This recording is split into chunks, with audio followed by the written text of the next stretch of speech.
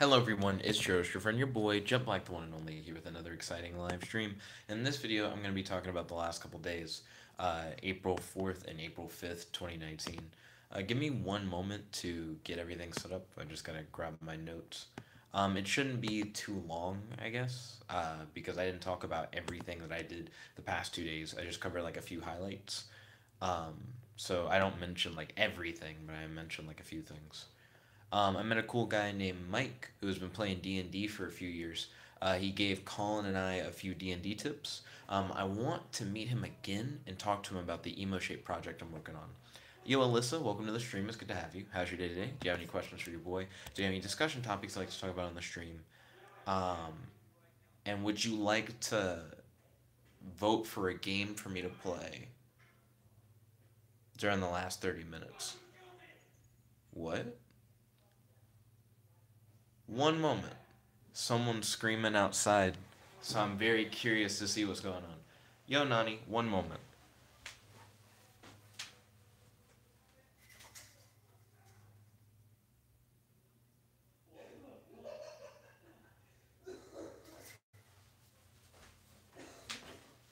I'm back. I don't know what's going on outside. There's a frat party next door, but someone outside is yelling, do it, fucking kill me.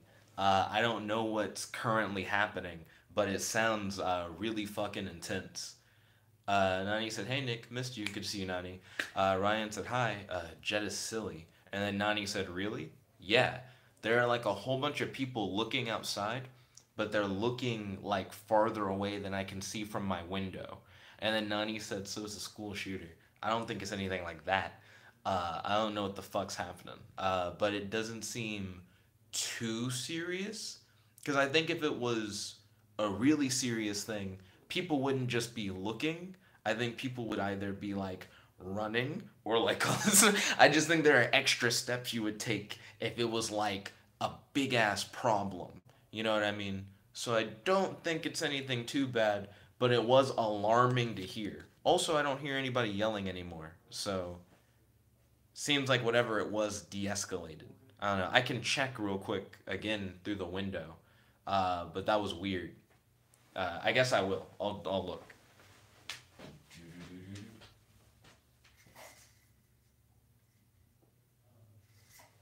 Yeah, it looks like everything died down. Like the people who were looking before, I don't see them looking now. It's just not a thing anymore.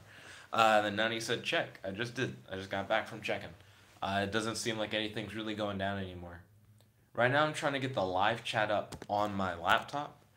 It's just easier to see everything when it's up on the laptop. Blah, blah, blah. But how's you guys' day today? Do you have any questions for your boy? Do you have any discussion topics you'd like to talk about in the live stream? And also, if there's any game that we play during like the last 30 minutes of the stream, I'd really like it if I played some Fighter Z. Mainly because I have a tournament tomorrow, not tomorrow, later today at like 6 p.m. And I honestly don't think I'm really ready for this tournament. I'm gonna pay my money to enter. I'm gonna do the best I can, but getting as much practice as I can, I think would be nice, just to like try and get ready for it. I have a lot on my plate this weekend for sure. Nani said, "What tournament?" So Dragon Ball Fighter Z. There's gonna be a tournament at my school as a part of an event called ChargerCon. I'm gonna be hanging out with Beth and her friends, as well as like Serena, Kaylee, and Leo. I think Ryan's gonna also come down for ChargerCon as well. Then of course Jarrod and Matt are also gonna go to ChargerCon. So it's just gonna be a big friend hangout. It should be fun. But there's gonna be a Fighter Z tournament. It's gonna be tonight at 6 p.m. and I just haven't really been practicing the game. I really need to get my game on, I guess. Apparently, a lot of my friends aren't going to actually be participating, so that actually helps give me a better chance. Ryan said, "When should I show up?" Um, Matt and Jarrod were talking as if they were gonna come by like early in the morning to hang out. I kind of don't want to do that. It's like 2 something a.m. right now. I haven't gone to bed yet. I feel like I'm not gonna wake up until maybe like 10 or 11 a.m. And I still need to like exercise and eat. I just have like shit to do. I don't know. This weekend's weird. So I do want to hang out, Ryan. Beth wants to hang out at like 2 something, but it's going to be her and a group of friends. And I told her that I'll also be hanging out with a group of friends. So feel free to come around like 1 or 2 or whatever, and we can hang out. I just don't want to hang out as soon as I wake up and I haven't done anything. You know what I mean? I don't want to wake up and there's people here and I'm like, I'm about to like exercise and shower and eat. Like, just do shit that like doesn't involve multiple people. Because I'd rather be a better host than that and be able to hang out. So don't want to do like an 11 a.m. hangout, but if you're free at like 1 to come on by, I think that'd be a good time. 1 seems really solid. Um, Let me scroll down. Here we go. Now I have the live chat actually up on my laptop. So that's good. So where was I? Thank you for smashing that like button. Truly appreciate it. Um, oh yeah. So Monkey D. Luffy said, "Brother, you made it. Yo, Luffy, welcome to the stream. It's good to have you. How's your day today? Do you have any questions for your boy? Do you have any discussion topics you'd like to talk about on the live stream? And do you mind if I play Fighter Z during the last 30 minutes? I really need to practice for this tournament that's later tonight." Um, Jarrod, Matt, and I watched the first episode of Magical Girl Spec Ops Asuka. I had already seen that first episode before, so this was Jarrod and Matt's first time seeing it. Luffy said Monday was alright, and he said, "Yeah, Fighter Z is cool. Thank you kindly, Luffy, and I'm glad to hear you had a good day today." Matt thinks the show is too edgy for edge's sake, meaning he thinks that the show has like darker themes and tones unnecessarily, and that it just kind of makes it like not as interesting as it could be. And then Nani said, so Matt becomes a cuck. Nah. I just feel like Matt has a very interesting opinion on the show because I just don't agree with his opinion. So the reason why I disagree, and I do have reasons for it, is that I think the show is trying to provide realism, like the realism of what it's like to be in like a war, and apply it to like magical girls. Um, but Matt really likes Rising of the Shield Hero, which I think is edgy for edge's sake. Because the edge in Rising of the Shield Hero seems to be inconsequential. It's just kind of there to make the character broody for no reason. So I feel like our opinions are kind of flip flopped on those two things. Let's see. Luffy said, I feel like Helsing is too edgy and dark. I've never gotten into Helsing. I've heard that Helsing's pretty good and that Helsing Abridged is pretty good. Let's see. Ryan's talking about how birds and crocodiles are related to dinosaurs and how birds are essentially dinosaurs. That's cool, Ryan. I get where you're coming from. I just don't know why you're bringing it up. I don't know. I'm not sure if that's like a segue, if that's supposed to be a topic or what. There have been some experiments to make chickens look more like dinosaurs. It's worth a Google if you're interested. I just didn't. I don't know what you're trying to do with that particular topic, Ryan. I don't know what you're going for. I really enjoyed playing Pyre at Collins. If you've never heard of Pyre, it's a fantasy sports game that it seems like everybody in the friend group enjoys playing. Our friend Max likes to just watch us play fighting games a lot of times because he's not into fighting games. But we got him into Pyre, and everybody was hype over it. Normally, the everybody game is like Smash, but people really fuck with Pyre.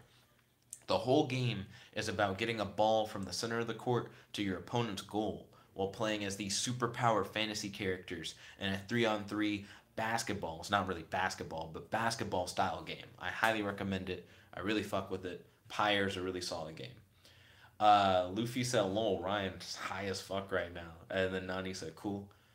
Oh, so Emoshape, I've talked to you guys a lot about the Emoshape sponsorship thing and the sentient AI tabletop RPG game I've been making.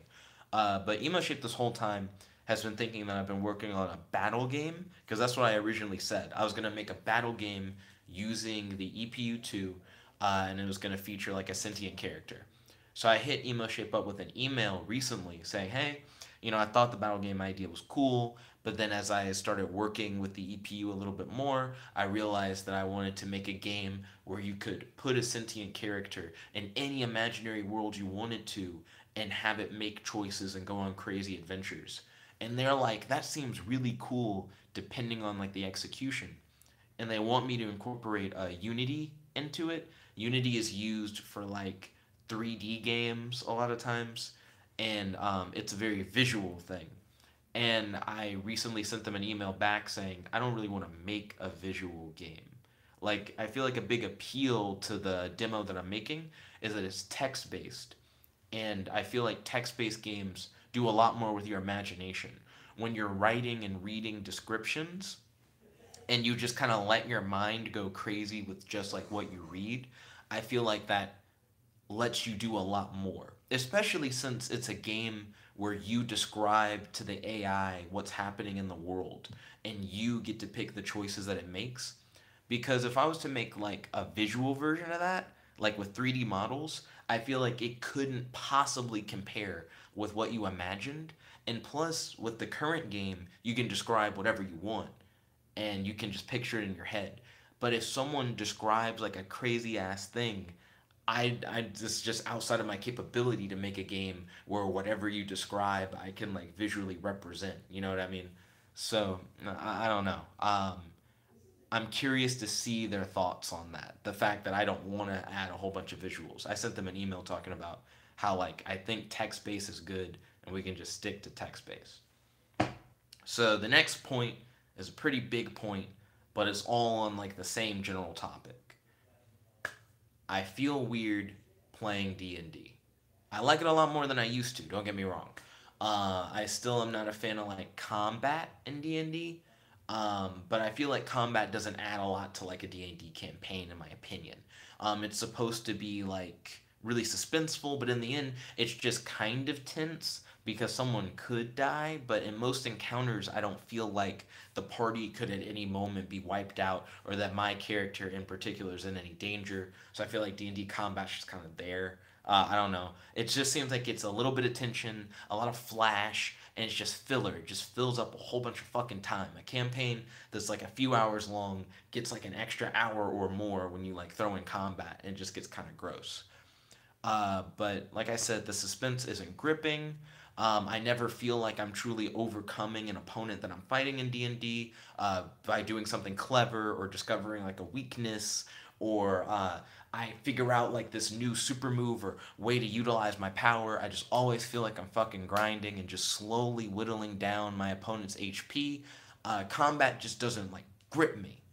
But ever since I started playing D&D, I have been judged for the characters that I play. In one way or another, I somehow upset the party because of how I play my characters. Either my character's too cowardice. That was a big thing when I first started playing D&D, is that I didn't understand why, uh, if you took it seriously, like if you're like, I'm a character in this world, why your character would just run into danger for no reason. And I was in parties of people who would just run at fucking bad guys like it was nothing. And I'm like, dude, if this was like real life and dying is permanent and like that's game over, I'm like, why the fuck would you do that? But my old DM, he explained it to me really well. He was like, in D&D, you have to make a character who's like an adventurer. You have to be that kind of person who's like willing to risk their life to like find treasure or glory or just whatever goal your character's trying to achieve. It needs to like fall in line with two things. You need to want to be with the party, for some reason be involved with the main party. And two, you gotta want to like jump into some shit. You gotta want to like go on adventures and fight monsters and shit like that, because that's what like campaigns are like. So I haven't had as much of a problem with the cowardice thing since I originally started playing D&D. Also, real quick, let me jump into the live chat because I have missed like a few messages. Nani said I'm murking it. Luffy said maybe they can build the character themselves that they like imagine in the game. So like a character builder that's like done in like Unity. I feel like that's another part of the problem. I don't know. For the Emoshape project thing, I still feel like there's nothing I could make that could just beat you imagining what's happening in the game. You know what I mean? Like I'm not like a 3D model guy. Like I'm not good at making 3D models. I don't have any experience coding in Unity. You know what I mean? It just seems it's like beyond my scope, but I also feel like whatever I could make would almost make the game worse. And I feel like even if I was really good at Unity and I could make all kinds of crazy 3D models, I still don't think I'd want to do it because I feel like it would take away from just being able to just imagine whatever you want, if that makes sense. And then Luffy said, basically D&D sucks. It's not necessarily that D&D sucks. This is more coming from like my perspective and my experience playing the game. I'm sure it's different for everybody. Then Nani said, my boy is helping me grind this game.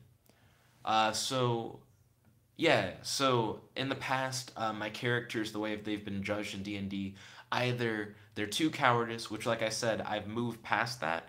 Um, it was a bit of a grind to move past that, though. Like once I had like talked to a DM, and he was telling me how like they need to want to be involved in the party and they need to want to like be adventurous and throw themselves into danger. It took me a minute to figure out what in D&D satisfied me in terms of combat. And I've learned that D&D combat is more interesting when you're commanding other things. So either you like conjure animals, or you like animate objects that fight for you, or you have like a golem, or you have like animal friends that you can command. Something about commanding something that's not you to go fight the enemy is satisfying as fuck, and I can't think of anything better. I think it's because I still keep my mindset from when I first started playing D&D. Like if I'm a real person inside this like crazy world where there are monsters and wizards and dragons and shit, the last thing that I want to do is run into some shit and die. So I think what I like about summons and shit, like being able to like control other things, is they can go run in and fucking die. 'Cause, like it just seems more realistic. It's like, why would I fuck myself when I can just have other things that just go and like do that for me? And it's like inconsequential. You know what I mean? If you like send a golem or you like animate some objects, you can just use mending and you can just fix that shit afterwards. You can't just mend yourself necessarily. There are some like resurrection spells and shit like that, but you have to like be playing characters who are capable of doing that. You have to do that for the conjuring shit too. Luffy said, "Command everything except yourself to die." Lol. I mean, it's just true. It's true. And then Nani said, "I need 120 luck." Um, but for a while, even once I started making like characters that were trying to get more involved in like the combat, people would still like accuse me of being like cowardice. Because it went from I played a character who like didn't want to fight and just wanted to like fuck off and not be in the fight, to playing characters who like are long range and they like shoot shit. Like back in the day, before I learned that you could like do summons, you could command and conjure creatures and shit, I would just play characters who were like, I have a spell that lets me be hella far away and I can just shoot it from hella far away. And you better put me in like the middle of the niggas, because no matter where the enemy's coming from, I'm not immediately in fire. Because like I said, my philosophy is always, why in real life would you want to just be on the front lines and just get fucked? So I went from not wanting to fight at all to I'm gonna be like a long range fighter, which people still don't fuck with. People are still like, you're just being a little bitch. You're just not like fighting in there yourself. And it's like, why would you? Why would we're fighting a fucking dragon? You know, like it just that just doesn't sound right. I don't understand why you would want to do that. Um, but I went from not wanting to fight to being like a long range fighter to eventually where I'm at now, commanding other shit is cool. I really like the concept of being able to like command or conjure things to fight for you. But now complaints that I get about my characters, I'm either too eccentric, like my characters' personalities are like too like quirky, or I'm too talkative, because I like to talk to the individual NPCs and learn more about them and like the world. So I end up talking a lot more than my companions who seem to more just want to walk through a storyline. That I rely too much on my summons, which I just feel like I'm taking advantage of what my characters are capable of to put myself in less danger, and that I'm too chaotic, which goes back into the like too eccentric thing. Luffy said, if you're super strong, you clap a dragon. That's cool. Well, that's true. Like if you're playing a character who's like, dragons are my bitch, I have a spell that just makes it where I just like slap the titties off a dragon. You know what I mean? That's cool. That's you. Normally, the characters I play aren't like that. Because I don't know. I, even if I was the shit, right? Let's say I was in like a fictional world where there were dragons and wizards and shit like that, right? And I was like super strong. I could lift like a cattle wagon with like one hand, and like all the bitches love me. I still wouldn't run into a fucking dragon and punch it in the face, even if I could. And that dragon would like be fucking floored and immediately die. In real life, even if that was the case, you should still care enough about your own life to not do that. You know what I mean? Like, like if you fucked up and it only takes like one slip up and you're dead and you're never coming back, why would I do that? You know what I mean? And in D&D, if you do die, that's it. You gotta make a new character. It's not like come back next week and your dude's healed or whatever. It's like no, if you're dead and you don't like make those saving throws for like your death saves, or like your compatriots like don't heal you, you're just fucking gone. And that's how I play it. So like fuck that. Like I just I don't think I'm ever gonna play like a melee class where you run up on niggas and you hit them. I played a monk in like Matt's campaign, and I was like, this seems okay, but it also seems repetitive. I just I'm not a fan of that. I've played a fighter and I've played a monk, and when I played the fighter, I didn't understand D&D combat. And when I played the monk, I was like, I feel like I'm just gonna do the same shit forever whenever I fight. Flail, flail, flail, and it's like that's not cool. Get hit, get hit, and it's like no, like I'd rather not always be getting hit and fucking flailing around. It's just dumb. Let's see. Then Ryan said from coward to sniper to summoner, pretty much. And then Ryan said, how can you be too immersed in an RPG? And he's like, too talkative? So, in order to explain that, Ryan, a lot of my friends seem to be like, there's a story that's unfolding. And the GM has this story that he's like trying to like have us go along.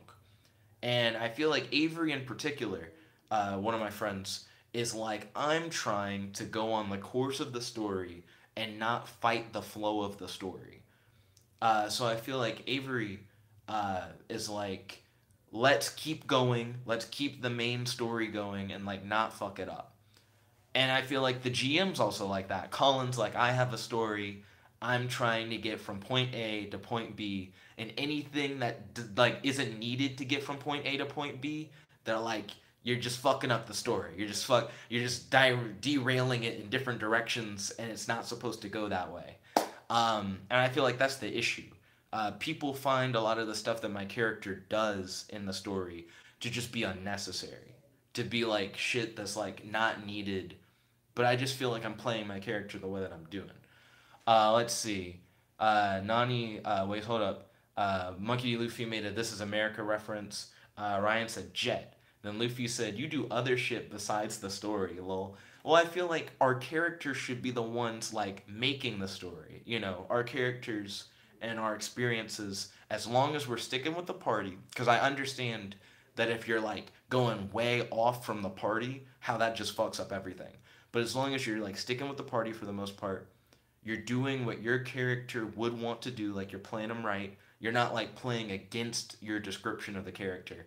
Because I do think that is an issue where you write out that your character behaves a certain way and you just do some other shit. That's kind of weird. But as long as you play your character the way that you described your character to be, as long as you like stick with the party and you're willing to adventure, then I think you're fine. And also as long as you're following the rules. Like don't cheat. But as long as you're doing those three things, playing your character, sticking with the party, adventuring, then I think you're Gucci. Like I think you're doing and following the rules. Then you're doing like as much as you can, and I feel like the story should revolve around the individual goals of the characters and them working together as a team to fulfill those goals. So I feel like there is no such thing as out of story filler, because as long as your character is actively trying to achieve their goals along with the party, that you're just that is the story. I don't see that as filler or as extra. Ryan said, watch the Craig of the Creek D&D episode. He's like, you can relate. Episode 44. Hit it up. I do need to watch it. Luffy said, I'd say they should be able to adapt to whatever you do, not like stick to like a pre-written thing. And I see what you mean. Um, I feel like it's frustrating for GMs because if you're a GM and you've written out like this huge story and you just have this vision of like what it'll be like in your head, and then there's just so much that like pulls away from your story or distracts from the story or doesn't go the way that you want to, um, I can see how that can be frustrating. It's kind of like if you're like trying to write a story but there's someone hacking into your computer and they're changing shit in the story that you don't want. um, but it's supposed to be interactive. It's supposed to be like a discussion and you're building the world together and the dice rolls act as mediators, essentially like forms of randomness to help like keep it going, to just keep it crazy and keep it spiced up. But it is weird. I feel like there's a balance. Ryan said episode 44. I'll check it out. I'll probably watch that episode before I go to bed, Ryan. And then you said GM equals General Motors. Luffy said, so D&D is played together like a card game or something? So D&D, and this goes for tabletop role-playing games in general, are essentially done with up to at least two people, right? Normally you need at least two people. One person is the game master, and the other players are the players. The game master is essentially God. He controls the world and he controls all the non player characters. He's the one who describes to you the things in your environment, tells you as situations change and how new scenarios pop up, and the consequences of your actions when you make actions in the game world.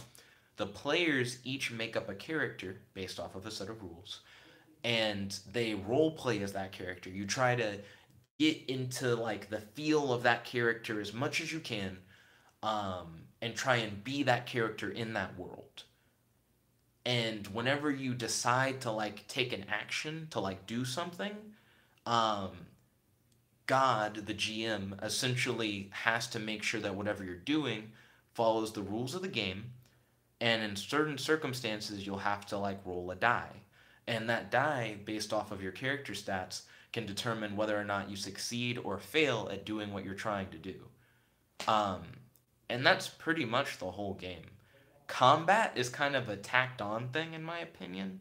Like, most tabletop role playing games, the description I just gave is like a pretty solid description for just the experience in general. And then, depending on the game you're playing, combat can just be really different. Um, I've been looking at like three different superhero tabletop RPGs, Mutants and Masterminds, Henshin, and Mask, and all of them do combat different. Combat is just a weird fucking thing, I think, for tabletop RPGs. I get why it's there, but its implementation is so drastically different between games, it's not even funny. It seems like everybody has their own idea of how they think combat should or shouldn't work. So it's just kind of odd. Nani said, I keep messing up. How so? Ryan said, in Yu-Gi-Oh! There's a tabletop game. He said, Evil Bakers traps the soul of Yu-Gi-Oh! Friends into characters. Evil Bakura. I remember the Evil Bakura episode. Are you talking about in the original series, where Yugi becomes like Dark Magician, and Taya becomes Magician of Fate, and Tristan, I think, becomes like Cyborg Soldier or Cyber Soldier, some shit like that, and Joey becomes fuck me, he becomes Flame Swordsman. It's like his main guy. I don't know why I'm forgetting it. Luffy said, "Oh, okay." He said, "Yeah, I think combat is weird. Like you hit him for 5 HP, then he hits you and stuff, and it's random. Then that would suck." A lot of times, the way that combat works, at least in D&D, I can't speak for a lot of other games. Well, I can. I've read a lot more rules for other games now as of recent. But in D&D, the way it works is that your weapon has like a damage die. So let's say you have a weapon that deals like 1d8. So you roll 1d8, but then that's not all you do. It's like you roll 1d8 for your weapon, and then your weapon has a stat related to it. Let's say it's strength. And then your strength is like its own number, and based on how high that number is, changes your modifier. And then, and that's a second number. Like if your strength is like 16, then your modifier is like +4. So then you roll the 1d8 and you add 4, and then that's how much damage you deal. But that's not even, you don't do that first. You don't go, oh, I'm using my axe and I'm going to hit this ogre.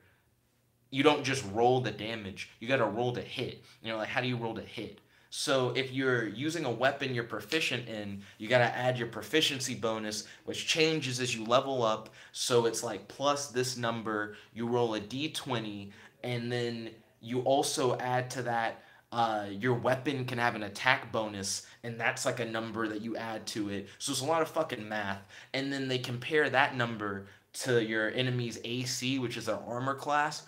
And whenever you're fighting something strong, its armor class is always ungodly. It's like some shit like 18, and you're rolling a d20. So it's like a d20 plus whatever your weapons add-on is, plus whatever your proficiency bonus is, if you're proficient in the weapon. And then you can just not fucking hit. You can just not hit. You can like roll it and add all that shit together and not know your enemy's AC, by the way. The game master can just not fucking tell you. So you're rolling die and you're adding all these numbers together, and your game master's just sitting there like, he'll never, there's no way that he'll hit this nigga. But they're just humoring you. They're just letting you do it. So you roll the d20 and you add all these numbers, and then you like ask the GM like, did I hit? And the GM's like, nope. And then if you roll a natural 1, which is where you roll the d20 and it lands on a 1, it doesn't matter what the other numbers are. If you're like expertise in a weapon, which means you get like double proficiency, and if your weapon has like a huge plus, like, oh, I add all this to my number, like even if that 1 plus all your shit would have hit your opponent, it doesn't matter. A natural 1 means you fucking suck. You like, you could have like a weapon that's like +9 shit to whatever you roll, right? And you roll a 1, and you're like, well, at least it's like +9, so it's closer to 10. It's like, no, you rolled a 1, which means not only did you not hit, you probably also like hit your friend by accident, or you like cut your like fucking toe off or something. And that one's just awful. It's the worst thing that can possibly happen. If you roll a 20 on a d20, your numbers don't matter, like all the other ones. You just kind of win. And sometimes you don't. I think that's the shittiest part about a natural 20. A natural 20, when you roll a 20 on a d20, it essentially is supposed to mean that whatever you like tried to do, as long as it was reasonable, you just succeed. You just overwhelmingly succeed. You succeed in the most badass way that everyone around you is like, that nigga, I've never seen anyone succeed like this in my entire life. Sometimes you get a natural 20, and the dungeon master's just like, you didn't do it. And you're like, the fuck? Like, what? Why not? Like, it's just weird. I don't understand it. But Ryan said, because it is so season 0, they had to have that weird episode you're talking about. Oh, so Ryan's saying the Yu-Gi-Oh! Tabletop RPG episode thing was like in season 0, but they made like a special episode for it in like the normal season 1 of Yu-Gi-Oh! That everyone's seen, if I'm understanding Ryan correctly. What's the season 0 episode? I think I'd check that out. That sounds cool. Then Nani said, yes, Nick. And then Ryan said to introduce Bakura. Maybe I'm not understanding Ryan correctly. I'm not sure. Kevin says, sup, Jet in chat. Yo, Kevin, welcome to the stream. It's good to have you. How's your day today? Do you have any questions for your boy? Any discussion topics you'd like to talk about on the stream? Luffy said, so it's like that meme where there's numbers flying everywhere thinking hard, and then you didn't even hit. True. And then Luffy said, sup, Zachary. And he said, basically, the GM can cuck you. The GM can cuck you. Kevin said, sup, Luffy. So there's this thing called the GM screen, and it's really interesting. It's essentially a barrier between the GM and the players, where the GM can roll their die and the players can't see. And you also can keep track of all the monsters like hit points and AC and stuff like that. So even if you hit a monster, right, you could roll a natural 20 on a hit, which means that you deal like double damage on your fucking attack, but only on roll damage, not on the pluses, because math is stupid in D&D. So you hit it for like 40 damage, or like 80 damage or 100 fucking damage. You can just hit it for a lot, right? In the GM, you don't see any of the health like for the characters, right? So you could hit it for 100 damage, and the game master can be like, "Damn, that would have killed my guy like 4 times over. I wanted this to be a harder fight." And then your GM can be like, "He just shrugged it. He just you hit him for 100 damage. He just kind of just brushes off his shoulder or whatever, and you didn't do shit, and he's gonna hit you for like 50 damage." And you're like, what? And you never know, because the GM screen just hides all the shit. They can just cheat. They can like roll to hit you and roll a natural one, and they can go, it looks like I got that natural 20 again. What? That's crazy. You know, they can just say whatever they want. And and you just have to accept that as reality. Then Kevin said even a D20 roll to heal someone cannot save someone for some weird reason. And then Luffy said, his health was actually 1,000 all along. And it is weird. In terms of like a D20 roll to heal someone, one thing I never fucking see, but it's definitely a thing you can do in D&D. I've yet to play in a campaign where someone had a medicine kit and they walked up to someone and did a medicine check on someone who was hurt and healed them. I know that's a fucking thing that you can do. I've never seen someone be like, "I'm playing a doctor." Like, not like a healing caster or like a military medic would be fine, but I've never seen someone play someone who's like, "My whole thing, not through magic or anything, or through magic items, I'm just a fucking doctor and I have bandages and I can help people." I know that this is a thing because there's a feat for it. There's a feat that specifically says, like, if you have like a medicine kit, you can go and you can like help niggas. And I've never seen anyone take that feat in my life. But it just seems good. Because like magic in D&D requires spell slots. And spell slots are just fucking... I used to think they were disgusting. Now they're not as gross as I thought. Mainly I hated them because cantrips exist. So spell slots are things that you have depending on your level. And the higher level you are, the more spell slots you have. And then different spells come at different levels. So to cast a level 1 spell, you need a level 1 spell slot. So if you have like a level... Fuck. I'm trying to think of examples for shit, but D&D is just confusing. All you need to know is that to cast a spell, you need a spell slot of that spell or greater. And then of that spell's level or greater. And then if you cast a spell using a spell slot, that spell slot's fucking gone. And you're not getting that spell slot back until like you take a long rest. A long rest is like in real life going to sleep for like 8 hours. So if you go to sleep for like 8 hours or whatever, you wake up, you're like, "Oh, it was a good night's sleep." You get all your fucking spell slots back. And you can just go ham. You can just use your spells as much as you want until you run out of spell slots. Cantrips are weak spells that don't use spell slots. You can use one cantrip per turn unless it's a bonus action, to which then you can use it and do something else on your turn. Cantrips, I used to think, were the best shit in the world. I was like, why would I ever use a high level spell if I can use a cantrip and I can just fucking use it as many times as I want? And it's because cantrips don't do shit compared to bigger spells. Bigger spells can be like, I hit you for 100 something damage and like some huge barrage, but they're allowed to do that because you can only do it so many times. You only have so many spell slots to work with. Where with cantrips, it's like, I hit you for like 12 damage. You know, like that's the difference between the two. Ryan said, just read the Yu-Gi-Oh manga. Okay, fair. Kevin said, necromancers can be a bit too strong sometimes, since they summon undead and other shit. Not if you have a paladin. So in D&D, you have different classes for your characters, and your class can determine like what abilities your character has, and some characters have like passive abilities, just shit that they can do. Similar thing with races, like you can pick your race, and that can give you things. A Ghostwise halfling, as an example, has one-way telepathy. He can like send messages to anyone around him within 30 feet, and that's just normal. You can just talk like just with your mind. I have a character like that right now in Jarrod's campaign, Rights and Retribution. That nigga only talks to people through like telepathically talking to them.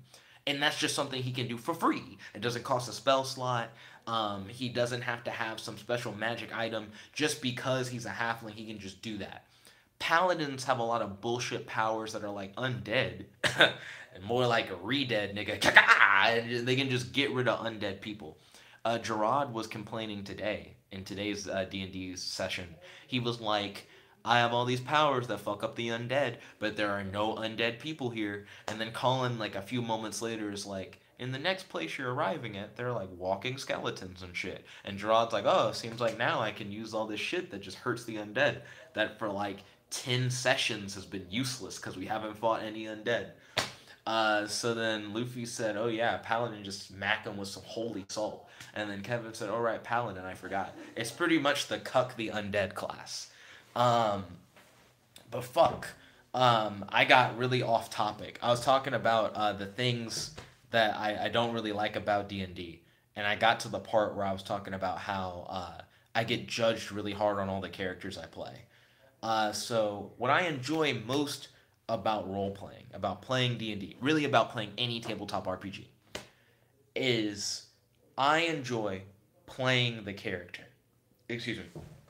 The character that I took the time to like pick all the abilities for and like find a background for and like describe like their backstory and their personality and their flaws and their bonds and like what their goal is. Like once you've really crafted a character and put like an hour or more into like writing all their shit out and figuring like how you want to play that character, that's like my main thing.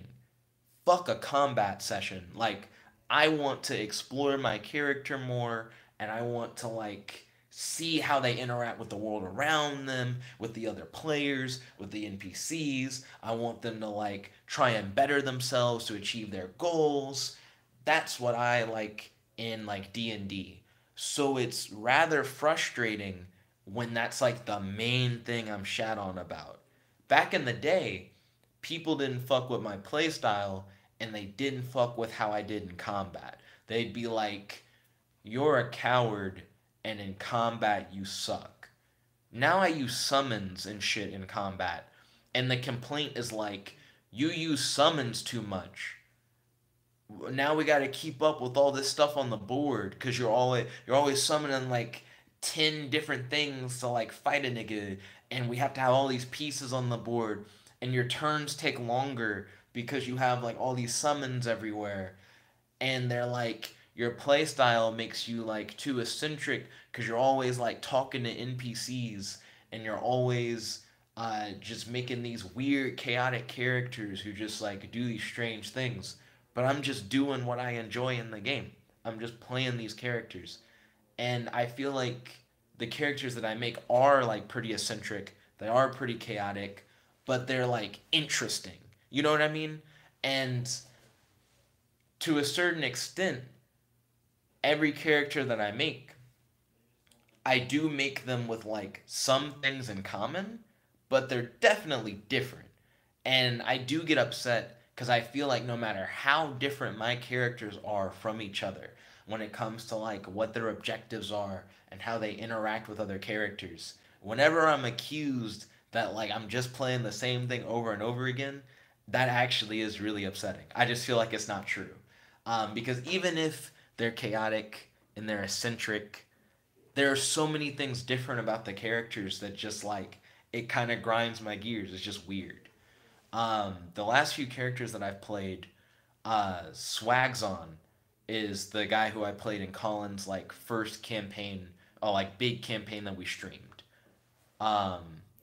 Actually, fuck out of here. Did we didn't stream FaZe King Coast. That's a bitch. Before Swagzon, like before we were streaming D&D, I played Roxxon. And Roxxon's like, I'm a performer. I'm adventuring with a bunch of people because my goal is to like have all these great stories from firsthand counts and adventures and take all these stories and perform them for people using magic and illusions to tell the stories to earn money. So my guy is like, I just want fame and fortune. I just want to be a performer. I just want to like tell good stories for the people, and that's why I go on adventures. So that was Swag. Now that wasn't Swagzon. Fuck me. That was Roxon. Roxon. Swagzon, who's the guy that I played in Fool's Kingdom until he died recently. Rest in peace. Was a guy who like was engulfed in like magic from like an early age. He's always been into magic, but he never truly understood it because he never was formally trained in magic, and he believed that if you just tried hard enough, you could create anything with magic. If you just found the right components and you like truly believed in yourself, you could make whatever you wanted. So Swag's on whole thing was he wanted to create a god. He was like, if I find the right magical components, I could create a god. And pretty much, I never told you guys what happened with Roxon. Roxon, long story short, he did become a famous performer telling all the stories about his adventures, but he also ended up becoming like king of the land, and he united all the individual kingdoms in Collin's campaign. So Roxon was really successful. He like achieved his goal, and he actually ended up shaping the entire world around him by like linking all the kingdoms together and crossing their cultures. So that was really ballin'. Swagzon, he successfully creates a god, but then the party killed him. It was straight up like he made a god, and then all the other gods were like, "What are you doing? He made an evil god. His god's gonna like kill all the fairies." And then Jarrod's character was like, "Fuck out of here." He shot me in hyperspace. I ate shit and died. I tried to react, and Collin was like, "Ah, da, da, da, da. Shut the fuck up." And then my guy just died. My guy just ate shit. Uh, let's see. Nani said, I see. Kevin said, what alignment do you usually go for? And does it depend on the character? I normally go for chaotic neutral. The reason why I normally lean myself toward chaotic neutral in D&D games is because I feel like it's the alignment that gives you the most freedom to play your character the way you want. I think the things that you should stick to the most when playing D&D is not the alignment, but your character's personality as you've described it, your bonds, your flaws, and your ideals. Your character should never do shit that goes against their ideals. Your personality should be consistent with how your personality is described. You care about what you listed in your bonds. If your bond says that like you care deeply for your sister and a dragon eats your character should be fucking distraught. If your sister like got eaten by the dragon, you don't give a fuck. I don't think you're playing your character the way you wrote them. If your character has a flaw where like they are scared of like underperforming in front of their friends, then you should like either show your character being like stressed in situations and trying to give it their all when like fighting something to try and show that like hey they're afraid that they may not like do the best that they can. If you don't show it in some way, if you don't role play those descriptions, then I feel like you're fucking up.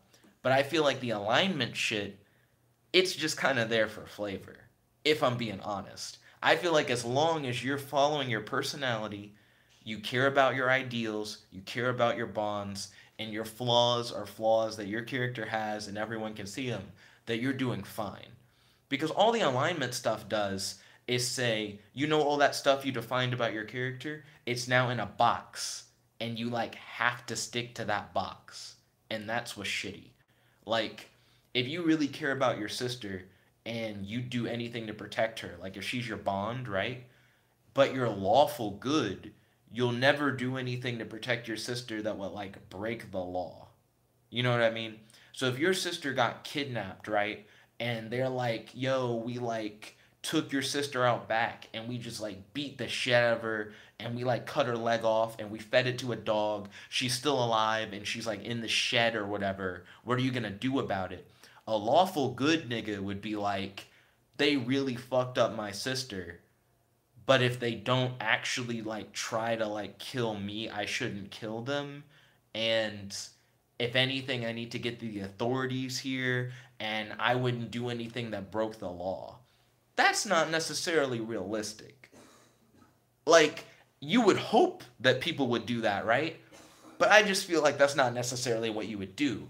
But if you were lawful good and you got enraged by what they did to your sister and you like killed a nigga in cold blood, you would be penalized for that because you broke your alignment. You did something that based on your alignment you weren't supposed to do. And I think that's shitty because I feel like you played to your character. If you truly cared about your sister and you would do anything to like save her, then I feel like you shouldn't be put in that box. Your character should be moldable and be able to do whatever. And all chaotic neutral means, by the way, is that you're not in a box. It's an alignment term that literally means you'll do whatever. Because you're chaotic neutral, it means you could do some good shit, you could do some evil shit. You're not locked down by laws. You do whatever the fuck you want. That's all chaotic neutral means. And I'm like, yeah, that makes sense for role playing. You have the box that you already set for yourself with your personality, bonds, flaws, and ideals. That should be the only box you're in my opinion. I feel like the alignment shit is just weird. It's just unnecessary. Let's see. Gut said, yo, Gut, welcome to the stream. It's good to have you. Nunny said, so he got bopped? Yeah, Swagzon got killed by the party. Rest in peace. Guts, how's your day today? Do you have any questions for your boy? Do you have any discussion topics you like to talk about on the stream? Ryan says, so the Godmaker died? Yeah, my character Swagzon, he died not this session, but last session in Collin's campaign. He, like, built the god. The god that he built ended up getting perverted by this cult. And they're like, you didn't actually build a god. You just revived, like, an old god who died, like, over 5,000 years ago. Excuse me. And that god wants to just kill the other god of nature. And he wants to kill all of the fairies that come from that god of nature. And then my party, like, turned on me and, like, shot me in hyperspace. And when I tried to react, I was going to react by, like, summoning a dinosaur to, like, fight the party member that was trying to kill me. And the DM was like, ah, nah, nah, nah, nah. Collin was like, just shut the fuck up. And I just got shot and I died. And that was it. Like, I didn't really get a chance to, like, fight back. I just, like, got hit once by Jarrod, right? Like, Jarrod's character was like, you're just fucking shit up. And he, like, shot me with, like, a magic blast. I was like, ah, but I didn't quite die. And then I was like, well, I just got shot. I should now react to getting shot, because otherwise I'm just going to die. And I should summon a dinosaur. That's one of the powers that Swagzon had. He was a beast master, so he could, like, conjure animals. And then when I'm, like, going to summon the dinosaur, I'm, like, telling Collin, like, I want to use conjure. Collin was like, Jarrod, what are you doing? And Jarrod's like, I'm shooting him again. And Collin's like, he's shooting you again. He's shooting you again right now. Because you're getting shot. There's no time. There's no time. And then I got shot and I died. And that was it. It was really shitty. Then Guts said, talking about D&D? Yep, we're talking about D&D. Then Nani said, who is D&D? Then Guts said, Ed and Eddie, of course. Then Ryan said, chaotic Sizon. Sizcon? Oh, chaotic Sizcon. I see what you're saying. Then Guts said, I'm chaotic neutral in real life. I feel like most people are chaotic neutral in real life. You do what you want to do. And I feel like your personality and, like, your ideals should be the boxes that you're in. The things you care about, your bonds, your flaws, those are the boxes that you're in. Your alignment, I don't think, should matter in that right.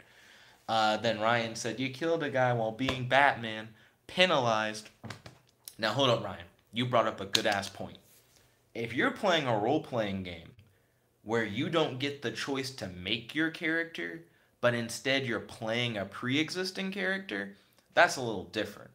I actually do understand that if you were playing, like, DC Adventures, which is the official tabletop role-playing game for, like, DC Comics, and you're playing Batman and you kill a guy, yeah, I think the game master should be like, yo, what the fuck are you? You're Batman. In your thing, it should say, like, you can't kill niggas. This isn't Batman by Zack Snyder, unless it is. You know what I mean? So, if you're playing a character that you didn't make, I feel like alignments matter. Because the way that character was written, it's supposed to be like that. But if you made this nigga up, you made up the character, you shouldn't be in a box based on alignment. That's actually kind of dumb.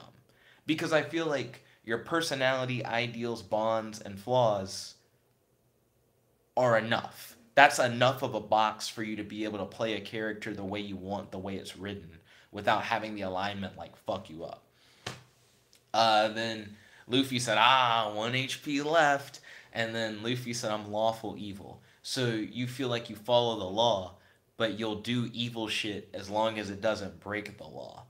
And then Ryan said, not playing Batman. And then Luffy said, Hulk, except you never get angry. Hey, you're Hulk, but you actually have a nice, cushy job. Then Ryan said, being Batman. Therapy Hulk. But, yeah. I don't know. I do have, like, a lot of things with D&D that I feel weird on. And today, I made, like, a big point of like how can I be better like at making characters. You know, this isn't my first time that I've had people like shit on my playstyle and talk about how like my characters are too this or that. And I just was like, how can I like make my shit like better? How can I make it like more enjoying? For like everybody in the party. I don't want the DM to whenever my character's doing something be like, this nigga again. And I don't want my party every time I do something to be like, like I don't want to like be a part of this. You know what I mean? So I like straight up was like, hey, like how can I do better? I don't mean to be like causing stress. I'm just trying to like play my character. And Jarrod more or less was like, some of the shit you do can be like annoying, but it's not like game breaking and it doesn't make it like less fun. Jarrod's like, I think you're good. And then Max is like, I think you're good. I just feel like Collin should like just be able to play around it. It shouldn't be a thing where Collin feels like it stops everything that you did something weird. He's like, as long as you're like following the rules and playing to your character, it really shouldn't matter. The story should just like keep going, not necessarily skipping over your character, but like it should just go with the flow. It shouldn't be disruptive that you're just playing the game. CJ, every time I do anything in D&D, where it's like my character doing something, he's like, this it's just not fun now. I guess we're in like the not fun zone. And then Avery, he's always like, like fucking sidebar filler. Like his reaction is really hard too, where it's like, man, it's just more shit that doesn't go with the main story. And I don't know, it's just weird. I feel like if I played a character that was like neutral good and like I played a character whose only thing is he wants to just kiss the party's ass and he was a fighter and he ran directly into combat and he hit shit with a sword and he just flexed on hoes, that my friends would be like, wow, what a cool character. This is everything that we want. We just want niggas who just run in and just hit people and don't distract from the main story, and all they want to do is just follow the main story. I think my friends would be satisfied with that, but I wouldn't. I'd be like, what game are we playing? It just doesn't feel like D&D. Like, that's just not who I would be in this world. I just wouldn't play that nigga. I just don't see myself as that nigga. I don't feel like I should have to. You know what I mean? But I think part of the reason why I'm going so hard into this is that Collin straight up was like, if I DM another campaign of any game, I don't want you to play like a chaotic character. He's like, I want you to play something that's like not eccentric. I want you to play something that's like essentially not you. And I'm like, I don't know. I just feel like the only thing I enjoy about the game is the role play. And when you straight up tell me like, fuck your role play, put that shit in a box, that's when I'm like, why would I want to do that? Like what motivates me to want to do that? And I try to make my characters different. They have like different goals. They may be eccentric. They may kind of like do shit that's off the wall, but they're like doing it for like different reasons, and they have different methods to their madness, and the way that the characters are written are the way that I'm playing the characters. So I just feel like I shouldn't be penalized for that. Also, in Jarrod's campaign, I'm playing a lawful good guy, like right now. And in Jarrod's campaign, my lawful good guy is really serious. He doesn't talk a lot. He doesn't really talk at all, really. And he's just there to get the mission done. And nobody complains about that nigga. People like him, but he's not that interesting. I feel like when I play as him, I'm just along for the ride. I'm just fucking there. And I feel like that's fine because I came up with him. I wasn't like forced to play him. I was like, I think this would be a cool idea for a character. And I think his interactions with the other characters are interesting. But I hate the idea of having to play him against my will. I don't like the concept of the GM's like, you have to play niggas like that. It's like, no, when I choose to play niggas like that, I think that's fine. When it's like, you have to do it, it's like, why? Like, I don't know why I would want to do that. Then Guts said, yeah, they shit on you for the 5 gold thing. Oh, Collin hated that. In today's session, it seemed like multiple people were getting around paying. Sorry, we had an internet connection thing, so I apologize for the lag and like the internet shit that was going on. But I think I'm back. I think the connection's good. So everybody was getting onto a train without paying for the most part. Like I think 1 or 2 people paid, but everybody else talked to like the train master guy and convinced the guy who like takes tickets to be like, oh, well, you don't need a ticket, or oh, you can like pay less money and get on. You know, people were using their skills and abilities to try and get onto the train for free or for less money. And the character that I'm playing currently in Collin's campaign is someone who's like a habitual liar. They're like really deceptive. Their whole thing is that they lie on people. Well, lie on people is one thing. They lie to people a lot, and they have this ability to create like a clone of themselves, and they like to use that in order to deceive people and to like be deceptive and to lie. So I'm like, if everybody else is getting on this train for free or like has a discount to get on this train, then I'm about to get on this train for free. But I'm not going to go up to him and like just talk to him to get on the train for free. I'm going to use my powers to get on the train for free. So I use my powers to get on the train for free, and it causes an issue at the train station after the train has like already left for the most part. Jarrod ends up kind of stealing the train after like the mishap. I get on the train for free though, and it seems like everything's Gucci. I've gotten on the train. I'm fine. We were able to calm down everyone on the train, and we were able to get to our destination in one piece. When we arrive at the next train station, there are niggas on the train, right, who are in my party, who were able to get onto the train without having to buy a ticket, or for buying a ticket on a discount. And they all board, like, get off the train, no problem. It's time for my character to get off the train, and you could tell that Collin is, like, salty that, like, I didn't pay for the train. So they're like, when you get off the train, you hand your ticket to a guy to prove that you were supposed to have, like, been on the train. And I'm like, that's interesting. That it's not that you give a ticket to a nigga when you first get on, it's you give your ticket to a nigga once you get off. So Collin's like, aha, like now I'm gonna get him. So what I do, right, is I try to go like, oh, I must have left my ticket on the train. I need to go back on the train to get my ticket. And then Collin's like, the guy doesn't let you get back on the train. The guy's like, yo, no. You're supposed to have it with you now. You can't get back on the train. You either have your ticket right now or you're like fucked. And in my mind, I'm like, that doesn't seem realistic. It seems perfectly reasonable that like on a 4-hour train ride, maybe I left my ticket somewhere on the train. So, and they don't even send someone in to look for my ticket. He's like, you either have it on you right now or you're fucked. And I'm like, oh, okay, I see how it is. So the way that my cloning power works, right, is that I can make a clone and you can't immediately tell which one is the real one. You have to like pass a check. You have to like roll a die, and if you get a high enough roll, you can discern which one's the real one and which one's the fake one. Max tries to throw a nigga a bone. He creates like a fog cloud to try and hide my presence, right? So that I can sneak away. So when he makes the fog cloud, I'm like, I make my clone and I try to duck out.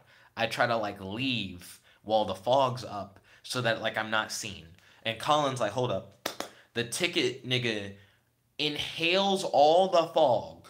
By the way, I think Max said it was like 30 or 40-foot diameter fog. Like it's a lot of fog. It's not like a small cloud. It's like filling like 30 to 40 feet of this train station, thick fog that you like can't fucking see through, right? Collin's like the train ticket guy, he just inhales all the fog. He just takes like a hard drag of this magical fog, and it's just he just swallows it. No penalties. You don't sneak away. He now sees you and the clone. And in my mind, I'm like, what? What's this nigga's lung capacity? Like, how did he do that? So, all the fog's gone, and Alex Four said, oh, it's Saturday. Real quick, let me read the live chat. I feel like I've missed a lot of stuff in the live chat, so I'll be right back real quick. Ryan said, if they shit on you, then shit on them. Then Guts said, which one, CJ? CJ was the black guy who was sitting to my right during the session. Nani said, don't get murked, Nick. Ryan said, rip side stories. If it ain't the main story, then get fucked. That's how it feels a lot of times when I'm playing with like CJ and Avery.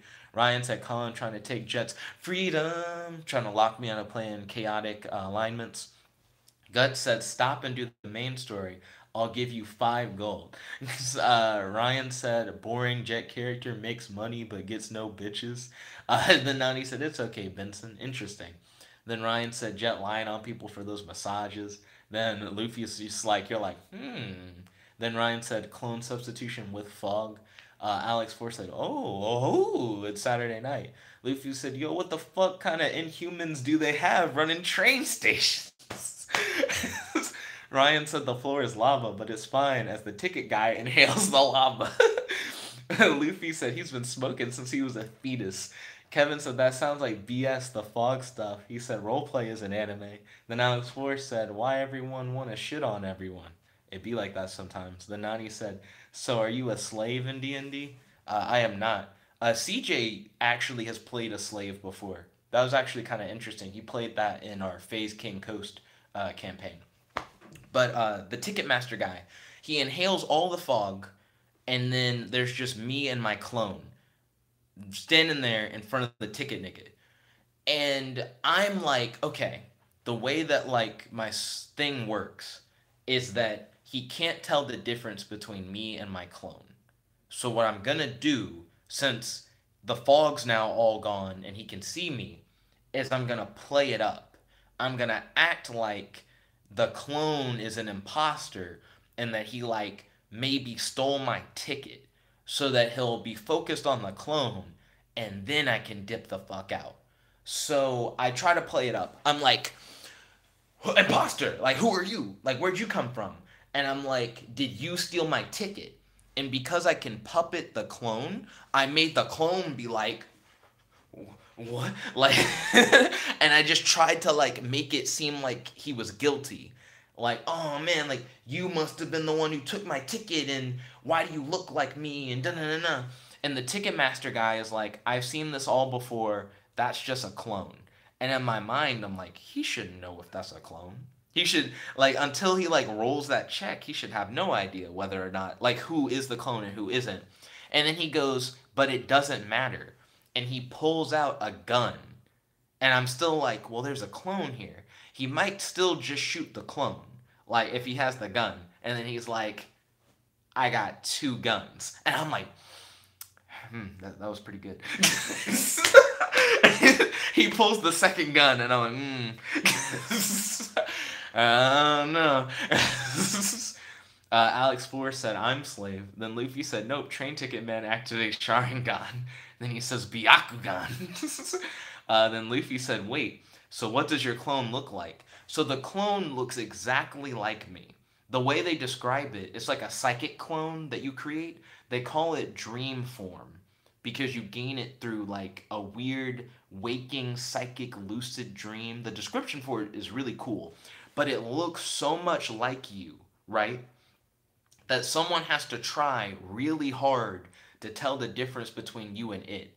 Also, the way that the clone works is that I can like sense the same things it senses at the same time. So if there are like two of me and like the clone's at the train station and I'm at the hotel, then I can see everything in both locations and I can hear everything in both locations. Yo, Jarrod, welcome to the stream. It's good to have you. How's your day today? Do you have any questions for your boy? Any discussion topics you'd like to talk about on the stream? Right now, I'm just talking about the D&D session that I played today. I'm kind of ranting. I'm sure you know, Jarrod lives in the room that's like right there. Then Ryan put up like a smiley face. Also, the clone has this weird shatter ability where on command I can make the clone kind of like break into pieces, and then the surrounding enemies within like 10 feet or whatever take damage. They take like psychic damage. But that also happens whenever somebody hits the clone. So that's important. That's good to know. So the train ticket guy has me at gunpoint. There are two guns, and he has one gun aimed at me and one gun aimed at the clone. Now, if you thought all the other stuff that the GM was doing was bullshit, here's where we hit the highest level of bullshit. So get ready. I have a power with the dream form thing, right? That has a cost. I only get 13 mentality points. They're essentially like psychic points. And I can spend 2 of them to do some crazy shit. If I'm about to take damage, right? Like someone's attacking me and I'm gonna like get hit. I have the ability to spend 2 mentality points to trade places with one of my clones. But I don't appear right where the clone was. I appear in an adjacent space. So somewhere next to where my clone was. So here's my plan. The Ticketmaster has 2 guns. One focused on me and one focused on the clone. When he shoots his guns as a reaction, I switch places with the clone. But then, due to how it works, I go to an adjacent space. I'm next to where the clone was. So the bullet that was going to hit me hits the clone, and then the bullet that was going to hit the clone would just go past me because I'm in a space adjacent to where the clone was.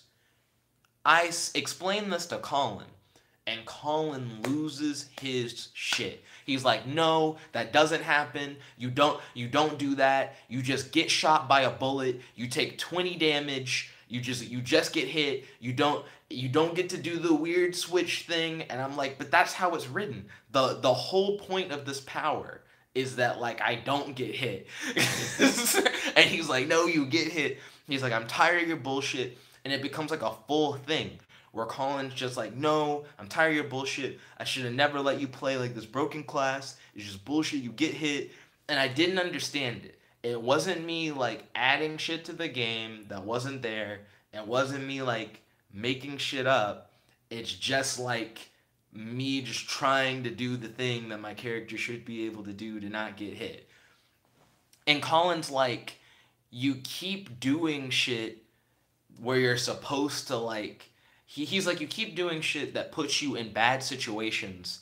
And he's like, when you put yourself in bad situations, you have to face the consequences of those things. And I'm like, well, I am facing the consequences, but I'm using my abilities to try and like reduce those consequences the best I can. This whole time I've been using my abilities to try not to get fucked. And Collin's like, well, now they just don't work. It's negate. And it's like, what? Like, I don't understand. I feel like that was the biggest pull of power that like Collin has ever done, to just be like, your shit, just, you don't do it. It just doesn't happen. I was like, what? It wasn't like I had to roll for it. He just is like, it doesn't. So I took 20 damage. I just get shot by a bullet. And the clone gets shot. and it like shatters. So everybody's supposed to take like psychic damage now. You know what I mean? Like every enemy within 10 feet. And he's like, the Ticketmaster guy gets hit with the psychic damage. And he's like, he brushes it off. He's tougher than the guys at the other train station, which was multiple guys at the other train station when the other clone blew up. The other clone blew up because when I got on the train, like when I snuck on, they then beat the clone. And there's a clause in the power that says that when the clone gets hit, you have the ability to choose whether or not it shatters into like a big explosion thing. I didn't know that it was a choice. I misread it. So I was like, oh, they started beating it, then it just blows up. So this time around, I'm choosing to make it blow up. So it blows up, and the Ticketmaster guy is like, I'm fine. And now there's a whole crowd of fucking guards. And they all have guns, and all their guns are pointed at you, and you have no more clones. And Avery's like, nigga, I think you should just make a new character. Like, Avery's like, I don't see you getting out of this one. So I'm thinking to myself, fuck, Collin has put me in an interesting situation. He straight up can just make my powers not work if he wants to. He can make other people's powers just not work if he wants to to try and like save me. I don't know what I gotta do. To jump back in the live chat and like read some of these messages, Ryan made a bunch of like emoji face things. Luffy said, no, you get hit. Ryan then said, Collin has a meltdown. Then Jarrod said, you have tenacity IRL, lol. That's a reference to something that happened earlier today. Luffy said, no, small, no. Then Gut said, that's it. Upside down mountain for you. Yeah. The upside down mountain thing is something that Mike told me and Collin about. Mike is a guy who's been playing Dungeons and Dragons for years, and he said whenever his characters do some shit that he doesn't agree with, where it's like, oh, you like fucked up, he summons like a giant mountain out of nowhere, and it just like crushes his opponent.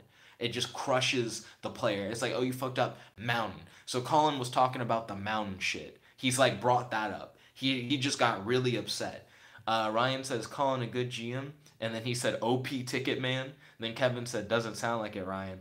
Then Ryan said, must be the guy from Polar Express, fucking Tom Hanks. Then Luffy said, this Ticket Man gets ultra instinct when he finds someone that didn't pay for their ticket. And then Nani said, that's deep, Nick.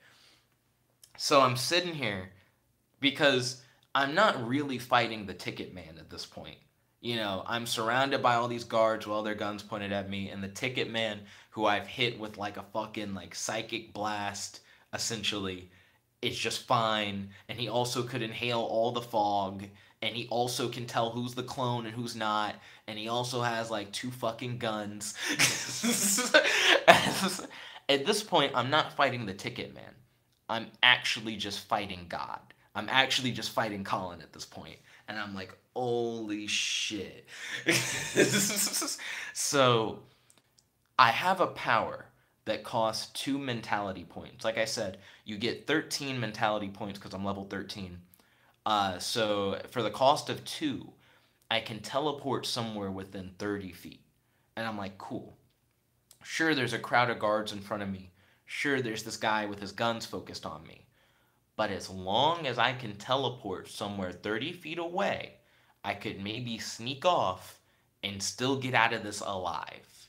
So I asked Collin, is there anyone like within 30 feet? Like, is there any like clear space that I can see within 30 feet where I'm fine? And Collin's like, you're surrounded by guards, so they're not just in front of you, they're like all around you in a circle, and there is a crowd of guards, and then there are just crowds of people everywhere. It's just a crowded train station, and there's nowhere that's like not clear within 30 feet. Anywhere in 30 feet you go, you will just appear in a crowd of people. Some of them watching you, some of them not giving a fuck and just like walking. And I'm like, holy shit, there's nowhere where I can go where where I won't like suddenly appear amongst a crowd of people. Because what I was afraid of is you teleport into like a crowd of people and then they all react. They all go like, the fuck, like where did this person come from? And then like all the guards just know where you are anyways, and you get fucked. So I'm stressing trying to figure out where to go. And then CJ's like, just teleport into the crowd of people. He's like, just teleport in the crowd and then just like try and blend in amongst the crowd of people or whatever. So CJ essentially was metagaming because he wasn't really able to talk to me during that moment. So I'm like, fuck it. I guess I should just tell it. Because it's either that or you just get shot. Everybody just shoots you and you just die. So I teleport into the crowd of people 30 feet away. I'm 30 feet away from all the guards and the fucking nigga with the guns, the fucking ticket man. And I'm in a crowd. And I'm like, I just try to walk in the crowd and blend in. And I try to move toward the exit. Keep in mind, Collin said that this is a crowded train station. It's full of people. There are tons of people everywhere. There was nowhere within 30 feet where there weren't large gatherings of people. And Collin's like, roll a stealth. I roll a stealth, and I get a 9 on the D20. I roll it. I pick it up out of the little dish where you roll it. I don't move the die. I don't adjust it. I don't try to cheat and go, oh, I didn't get a 9. I got a 19. I just pick it up, and I go, I got a 9. And then Collin goes, why'd you take it out of the bowl? Roll it again inside of the bowl as if like I pulled it out and I cheated. Like as if like I tried to change it from a 9 to something else. So I roll the die again in the bowl. And look, guess what number I got? A fucking 9 again. But this time it's still in the bowl. So I still got a 9. And Collin's like, well, you rolled too low. You rolled too low on the fucking die. So even though you're in a crowded train station where there are just tons of people, there's no clear space within 30 fucking feet. There are people literally everywhere, going in every fucking direction, and they caught you. They turned. They apparently they understood that you teleported, and they knew that you teleported within 30 feet, and they like this ticket man is actually just God. So he's like, you just still get seen. They saw you teleport. They know where you are, and I'm like, how am I gonna fight God? How am I gonna actually just beat God and not die? Keep in mind, the last D&D session we did before this one, my character was killed by a fellow party member, a character that I had played for 9 sessions in Collin's campaign. But I was fine with it. I was like, you know what? All my character wanted to do was make a god. My character made a god. Technically, their goal was fulfilled. They had to find out what a new goal would be for them anyways. It's fine that they died. He had a full arc. Wanted to make a god, made a god, that's it. This is the first session I've played with this new character that I've been making since yesterday, trying to get all the material together and build a backstory for and get his personality and shit set up. It's just been a huge investment, and it's much harder to make a high level character than it is to make like a level 1 character. You can make a level 1 character like this because there's not much that you gotta add in. When you're making like a level 13 character, by the way, Collin, because my character died last session, right? He's like, you can make a new character to continue playing the game, but it has to be 1 level weaker than everybody else. So I spent all this time making a new character. Like, we're talking like a good amount of investment. And I had to make it a level 13 character, which means it took even longer to make than just making a new level 1 character from scratch. And I'm under-leveled compared to all the other niggas in the party who just are 1 level higher than me. And I'm facing God Ticket Man because I didn't spend 5 gold to buy a train ticket, but neither did most of the party anyways. So I'm in this crowd, and Ticket Man, aka the real Jesus, knows where I am, as well as all the other guards, and they all turn, pointing guns at me while I'm in the crowd. So I'm like, it's time for me to fucking book it. Real quick before I continue the story, I've missed hella fucking chat messages, so let me jump back in. So where we are in the chat, Monkey Luffy said, okay, this is a great new meme material for Quiplash. Then Ryan said, yeah, Ticket Man. Then Luffy said, you should have just gave the Ticket Man a water bottle. That perfect gift.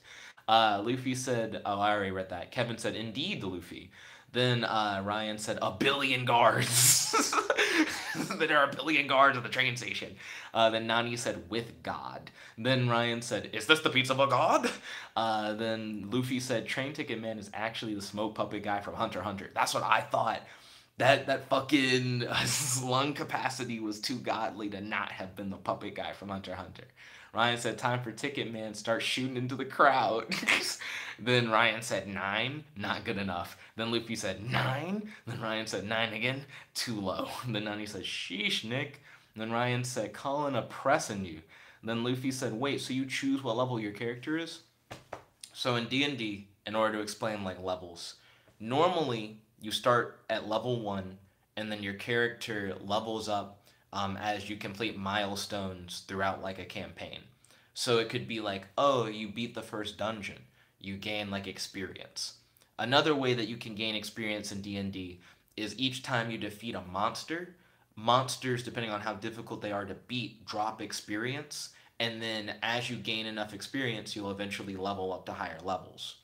Some dungeon masters are like, I've created a world where you really can't do shit unless you're already at a certain level. So they'll be like, you start at this level. Like instead of starting at level 1, your character starts at this level, all the characters start at this level, and then you like continue forward and grind for experience. The way Collin does it is regardless of what you do, every session you level up. You could literally have a session where you're like, I sit at the tavern and I just shoot the shit with the NPCs. I don't fight anybody. I don't progress the story in any way. I don't do any milestones. I don't beat any difficult enemies. And Collin's like, you get a whole level. You get a whole, just because you played. Just because you played, you get a whole level on your character. It's really generous, and it allows you to do like a lot of interesting shit with your characters faster than through like a normal D&D leveling system. So what Collin does to punish character death. So in D&D, normally the big punishment for when your character dies is that you can't play that character anymore.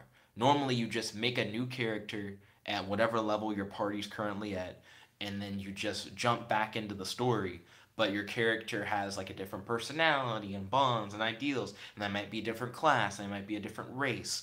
Collin really pushes like, don't play the same class or the same race like twice in a row. And I understand that.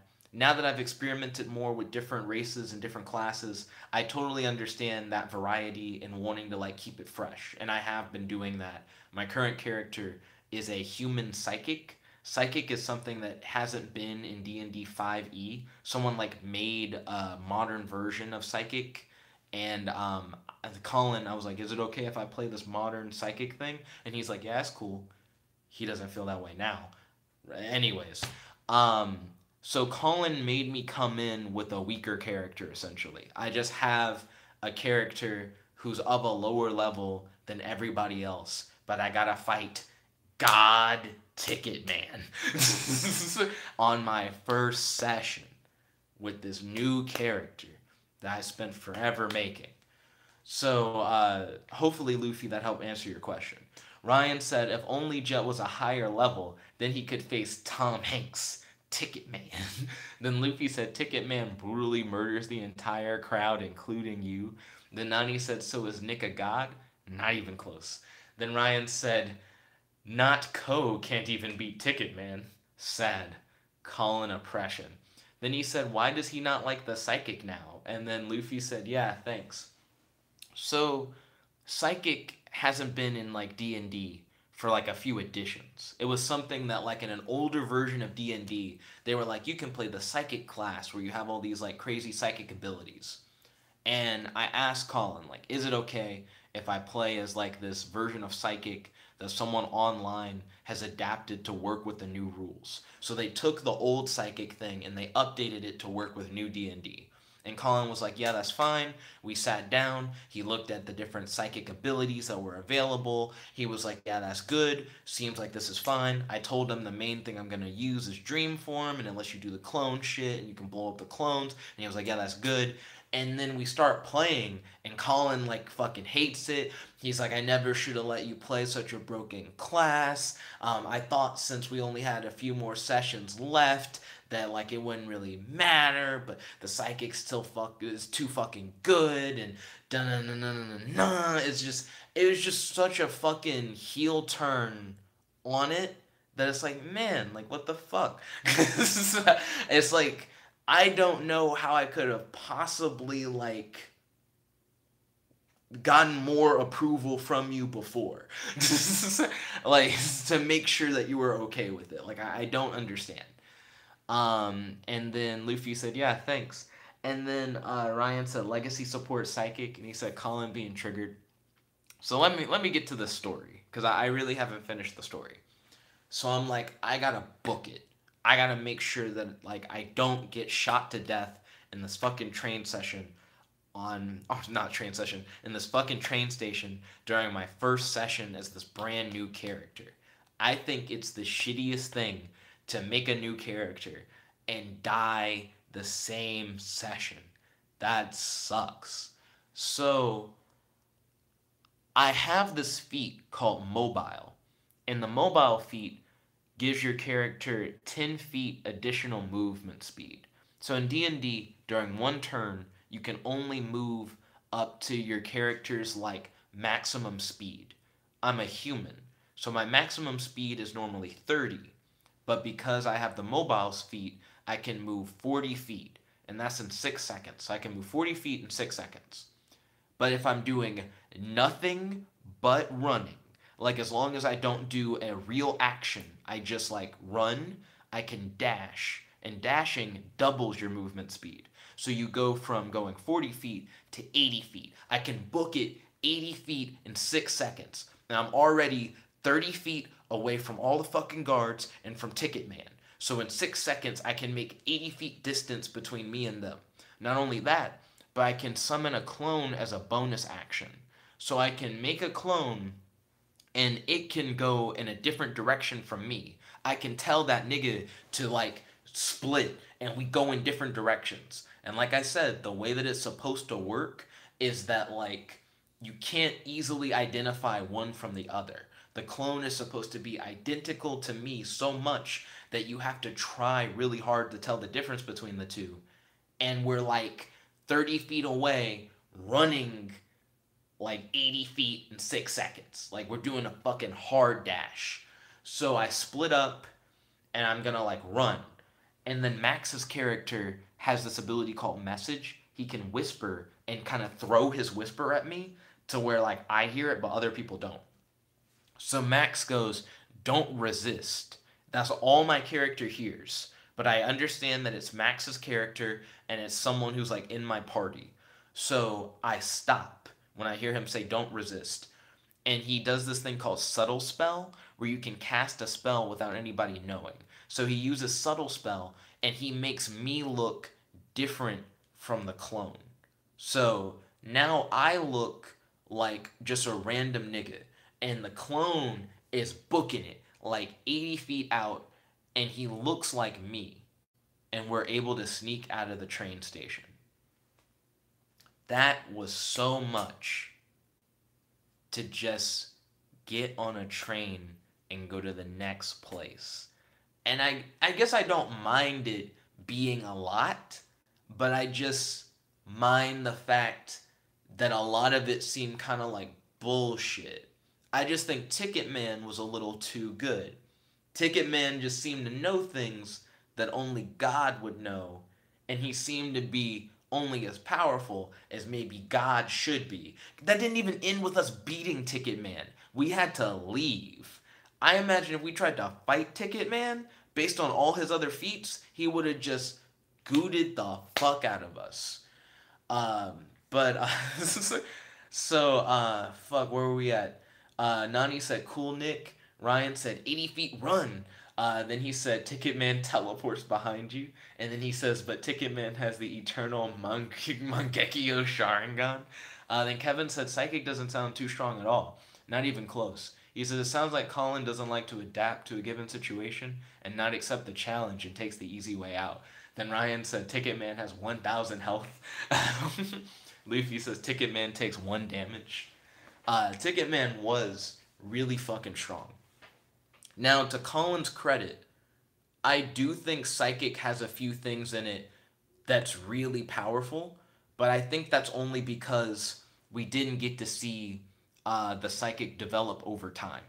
So D&D classes start out really weak. Level 1 of any class is kind of ass, just being honest. But each level, your character gets a little bit better. And by the time you hit a certain level with each class, you start to like feel the power creep. Like high level characters in D&D get to the point where it's like, I'm almost a god. So because we hadn't seen any of the psychic shit beforehand, and we're seeing a psychic for the first time, none of us had ever played with a psychic character before. We're seeing a psychic in action for the first time, and it's a level 13 psychic. It does feel really crazy. A lot of the powers are really good specifically at level 13, but wouldn't have been as good if we had played at a lower level. Like if we saw him develop over time, it would feel more earned. Right now, I feel like a lot of the stuff my character can do doesn't feel earned. It feels like, why is it your character can do all this shit? And it's really because in a real game of D&D, I wouldn't be level 13 right now. You know what I mean? Oh, shit. The stream froze. There we go. The stream froze for a second. That fucked with me hella hard. But dream form is like my favorite thing that the psychic can do. So real quick, I'm going to tell you guys about dream form and how it feels really overpowered right now. But if it was like a lower level, it wouldn't seem as overpowered. And Kevin said, yeah, that's fair. And then Ryan said, Jet playing that brand new Konami, their one meta that hasn't been hit on the list yet. So dream form at level 1 cost 1 mentality point. Keep in mind, you only get 1 mentality point per level. So at level 1, you literally only had 1 mentality point to spend in the first place. And it let you create the copy. And that's pretty much it. Like, you had a copy, and you can see and sense through it, and you can tell it to move around, but the copy doesn't fight. And if the copy gets hit, it just disappears. It's kind of like a shadow clone in Naruto, but less useful because it can't actually hit niggas. Shadow clones can at least actually punch. These clones in dream form for the D&D psychic, they don't deal damage to anything. If they get hit, they just vanish. The good thing about it is that your dream form just like looks like you. It just looks identical to you. So the whole point of it is, oh, you're going to try to hit me? Well, are you really going to hit me? Or are you just going to hit the clone? Like, that's the whole thing. You're trying to, like, trick your opponent into not hitting you. Nani said, I almost got Macard. What he means by Macard is murked. He just is saying murked in a weird way. Murked is another term for, like, murdered or, like, owned or, like, pwned, is that kind of thing. Kevin's like, Macard, that's a word? He's just saying murked in a weird way. Then Ryan said, so just regular Naruto clones. Yeah. Like, level 1 dream form is you can make 1 clone, and then if it gets hit, it goes away, and that's all you have. So at level 1, dream form isn't shit. It really isn't. You make 1 clone, and then that's it. They also go away after an hour. So they either go away after an hour, or they go away if they move 100 feet or more away from you, or they go away. Yeah, it's like they go away if they move 100 feet away from you. They go away an hour after they're summoned, and they go away if they get hit. So the clone really isn't that good at level 1. But keep in mind, I'm at level 13. So I have like a whole bunch of boost on the clone by this point. The thing that you get at level 3 is Shatter Dream Form. And Shatter is actually probably the most powerful thing you get for the Dream Form. I'm just saying. So the way that it works is for the Shatter, you can, using an action, so you have to use a full action. Keep in mind in D&D, during a turn, you can only use 1 action, 1 bonus action, and you can move. Those are the only 3 things you can do in a turn. You can't do like 2 actions. You can't do like 2 bonus actions. You can't move twice. You have to do like these 3 things and nothing more. So to shatter the dream form takes a whole action for you to do. But what it does is I can make the clone like vanish like on command rather than someone hitting it and it disappear or all those other things that make it disappear. I can just force it to disappear, but then all the enemies within 10 feet of the clone take damage. So they take 2d10 plus my intelligence modifier plus my psychic level. So because I'm level 13, that's 2d10 plus 2, which is my intelligence modifier, plus 13. So it does 2d10 plus 15 damage. It's just a lot of damage. But keep in mind, when you first get this, you're only level 3. So when you originally get this, it's like 2d10 plus your intelligence modifier, which for me is 2, plus my scion level. At level 3, it would only be 2d10 plus 5. It's just something that gets better with each level. So because I'm at level 13, it's like, whoa, why is that so good? Oh, why is it so good? But it's only that good because I'm level 13. But the thing that makes Shatter Dreamform, I think, really good is that as an action, you can shatter them, but you can also choose to shatter them if they get hit. So if your Dreamform gets hit, you can be like, it shatters, deal 2d10 plus 15 in my case to like enemies within 10 feet of it. So I think that's what makes Shatter Dreamform really good. I feel like that's almost too good. I understand where Collin's coming from because of the fact that like I can make one and then as long as the enemy hits it, which why wouldn't they? They like take damage and they take like a substantial amount of damage. Though I imagine if you did that, enemies would just stop hitting you. I think enemies would just stop trying to attack you because they'd be like, I can't tell who's the clone and who's not the clone. And whenever I hit a clone, I just get hurt. I just get fucked. Then Kevin said, oh, okay. Then Nani said, when will you make the god your slave? So my character who made a god, he's already dead. He's like dead. Collin said he got erased from existence. I essentially got Hakai'd. So my old character is just not a thing anymore. Also, the god that I made also got erased from existence. He got killed by an assassin who kills gods. So my last character who made a god got killed by his party, and then the god he made got killed by a god-killing assassin. So yeah, that happened. So then Kevin said, when they find a master, lol. And then Ryan said, make the slave your god.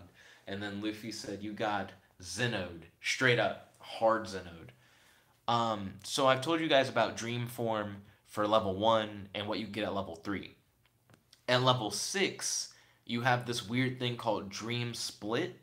And that's the thing that I was describing earlier. Essentially, you spend 1 mentality point, right? And if your dream form would be like hit by an attack, you can switch places with it, but then you arrive in an adjacent space next to that like dream form. So instead of you getting hit, you can like duke. So hold on, I think I described it wrong. It's not if the clone's about to get hit, it's if you're gonna get hit. The way it reads is at level 6, as a reaction, when you're about to take damage, you may spend 1 mentality point to summon your dream form, your clone, in your space. So the dream clone appears where you are rather than the other way around. And then you teleport to a space adjacent to your dream form. So you go to a space next to your dream form instead of being in the space that's about to get fucked. And you do that without provoking an opportunity attack. Because in D&D, if you move next to an aggroed enemy, they'll be like, you moved! And they get a free hit. They just can fucking like smack you as hard as they want. So they're like, you do it and you don't get an opportunity attack and you don't take any damage. So you just like sidestep it. So technically earlier, when I tried to use Dream Split, I used it wrong because it's not a switch places meme. So here's how I fucked up. In the train station, when the train master had a gun pointed at me and one of my clones, right? Like one of my dream forms. What should have happened when he shot at both of the clones is that I should have appeared in an adjacent space to where I was standing before, and a new clone, a third nigga, should have showed up. It should have been like a third me, and the third me would have been hit by the bullet and shattered, and the other clone of me should have been hit by the bullet and shattered, but then I should have been safe. So in reality, instead of the guards taking 2d10 plus 15, they should have taken 4d10 plus 30. So I actually self-nerfed Dream Split by accident, and Collin still said that Dream Split was too broken. Yikes. Anyways, your boy Ryan said, sounds like the god-killing assassin is the only one who can kill Tom Hanks' Ticketman Season 2. It would actually be really interesting to see Red Death versus fucking Ticketman. Ticketman's too strong. Ryan said, that's how substitution works in Naruto. Yeah, the dream split thing is pretty much substitution. And then Montel said, sup? Yo, Montel, welcome to the stream. How's your day today? Do you have any questions for your boy? And any discussion topics you'd like to talk about on the stream? It doesn't really matter that I accidentally nerfed Dream Split because Collin didn't let it happen in the first place. He just negated it. He says that just doesn't happen, which was really gross. He just prevented me from doing the thing. And the whole point of that move is to be a way for you to not get hit, but it's limited because you can only do it so many times equal to the number of mentality points you have. Collin's like, that just doesn't work. That just doesn't happen. So it's whatever. So the final dream form thing you get at level 11. So because Collin let me be a psychic starting at level 13, I actually already had all the dream form bonuses because I was already past level 11. So Dreamlink. At level 11, as a bonus action, you may also switch places with a summoned dream form. Summoning or shattering a dream form cost only a bonus action. Now, level 11 is where I think the clone gets really, really good. Clone was already good when you could shatter it and it shattered when it took damage. Now, my boy, when the dream form... Now you can just make a dream form for free. It went from being you can only make as many dream forms as you have like levels. Now it's like you can make a dream form just as a bonus action. There's like not a real limit. The only limit on how many dream forms I can have is you can only have up to 2 out at a time by level 6, and you can have up to 3 out at a time at level 18. So I think level 18 is really the last level where you gain any bonuses from dream form. But holy shit, once the clones stop costing mentality points, I think that's when Psychic gets really good. Because you no longer are pulling from a resource to make clones. You can just always make another clone as a bonus action, not even as your main action for the turn.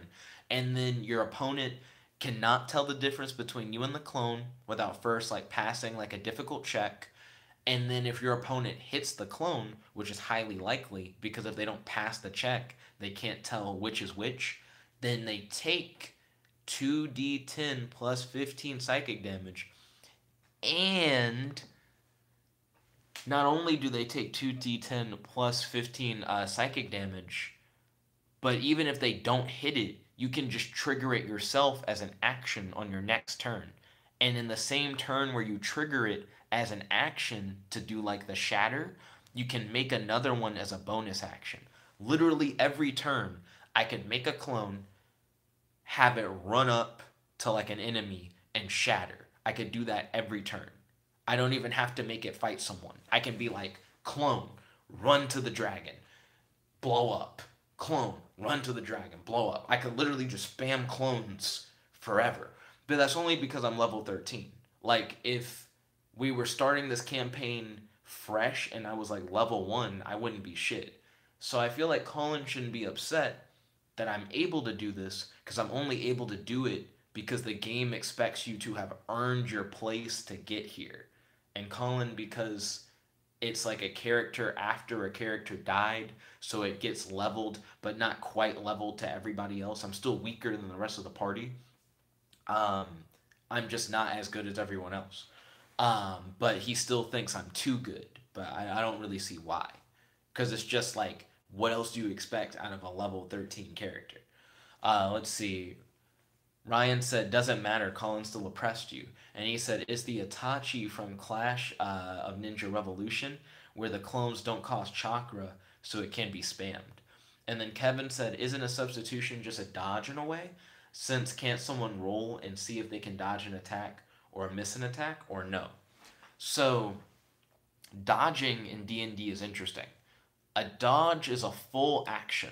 Like, you know how in a turn you can only do a bonus action, an action, and move, and that's it? So, a dodge is like an action. It's not even a bonus action. So, what you do is you say, if anybody tries to hit me, they have disadvantage on hitting me. So, real quick, I'm going to explain how disadvantage works and how hitting works. I explained how hitting worked earlier.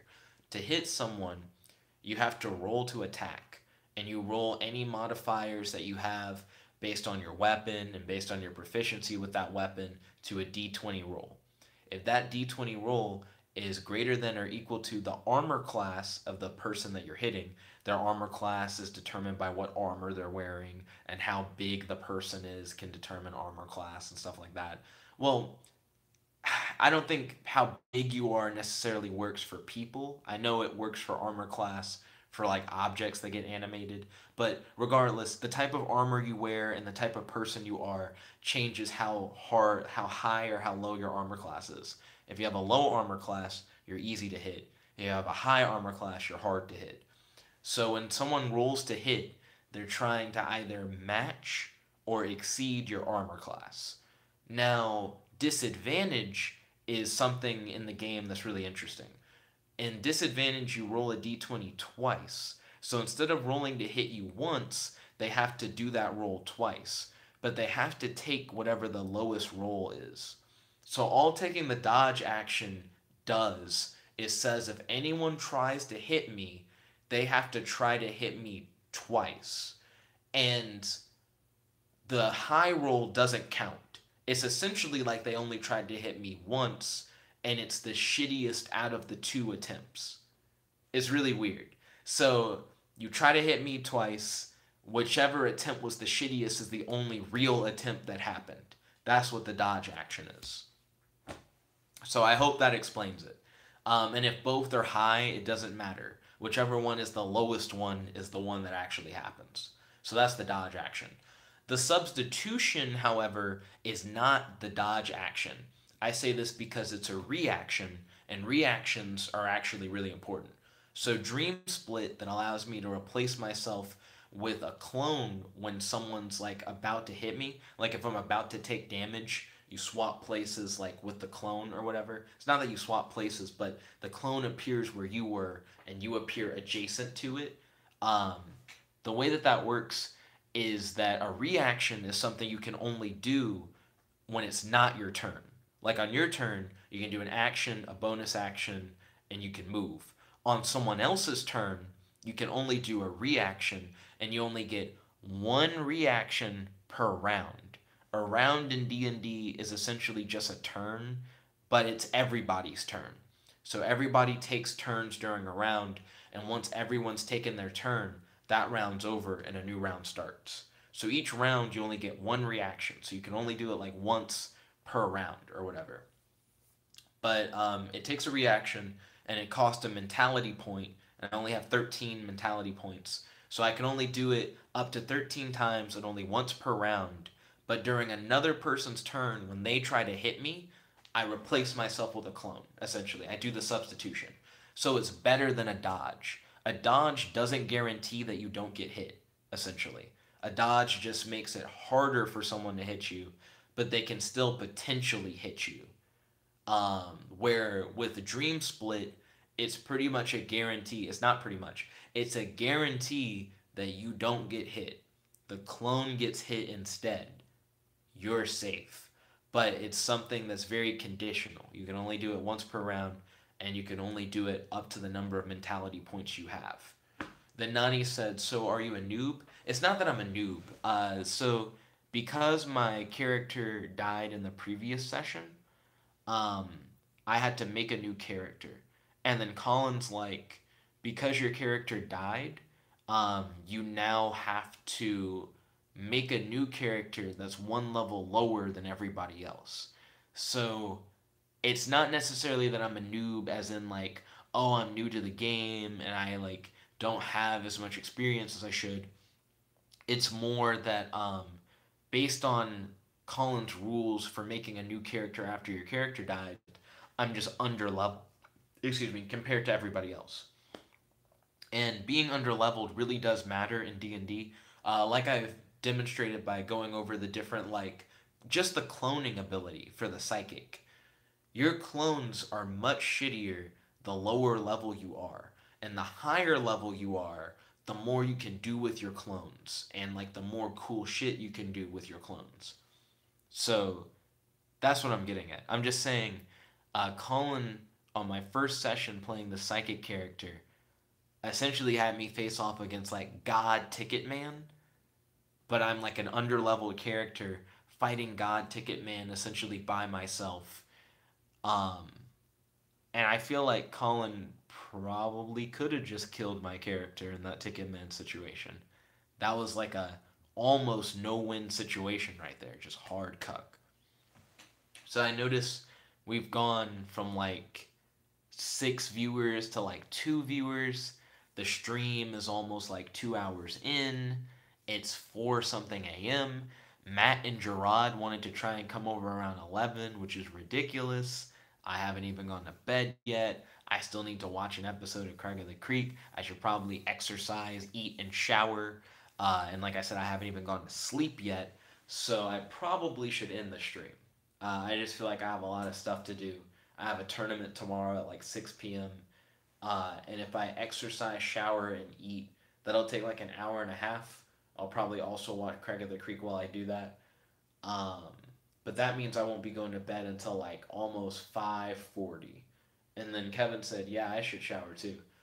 So thank you all for watching. I kind of need to wrap this up. If you like this video, make sure to smash that like button. I notice we have 2 viewers and 2 likes. I probably should have, back when we had like 6 viewers, be like, can we get 6 viewers and 6 likes? But thank you all for watching. If you like this video, make sure to smash that. Oh, thank you for smashing the like button.